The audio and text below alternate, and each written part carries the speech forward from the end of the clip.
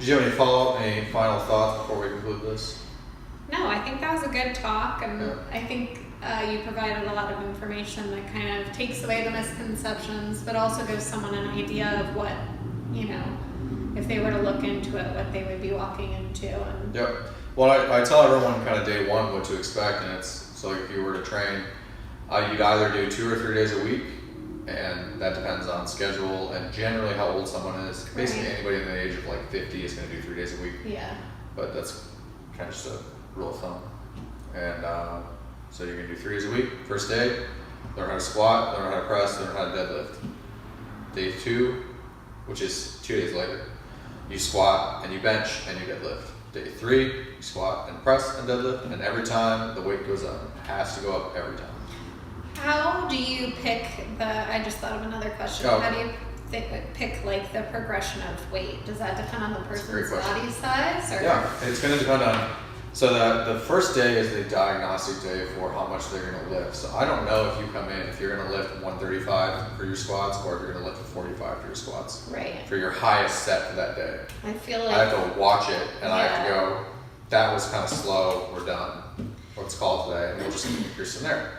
And as I see people make progress, I can just tell based on looking at the bar speed if it needs to go up by 10 pounds next session, or 5 pounds, or 2.5 pounds.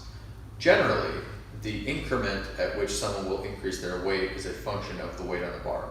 So if you come in day 1 and you squat or you press 35 pounds, I'm probably only going to add 5 pounds max your first couple days, and then I might go down to 2.5 pounds or 1.25 pounds, because it's the increment is the adaptation to the stress.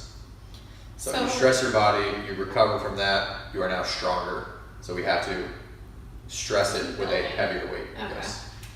For some people it might be 10 more pounds, some people it might be 1 more pound. when you say press, you're this way, right? No, that's the bench press. If you're laying down on your back and you're pressing up against or up toward the ceiling, bench press. If Okay. you're standing upright, some people call this a shoulder press or an overhead This press, way.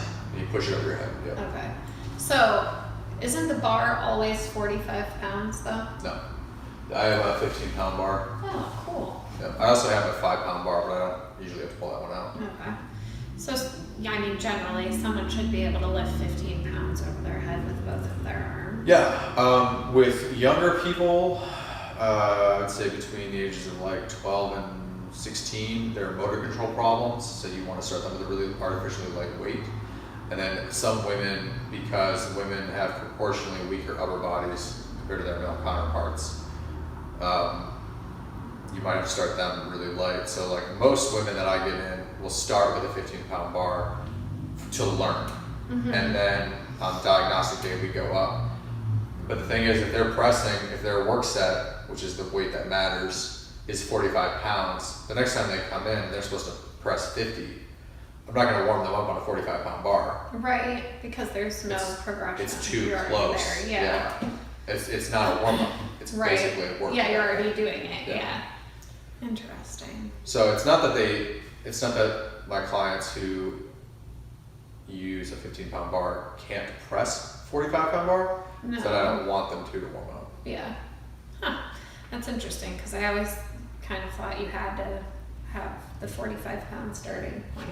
No.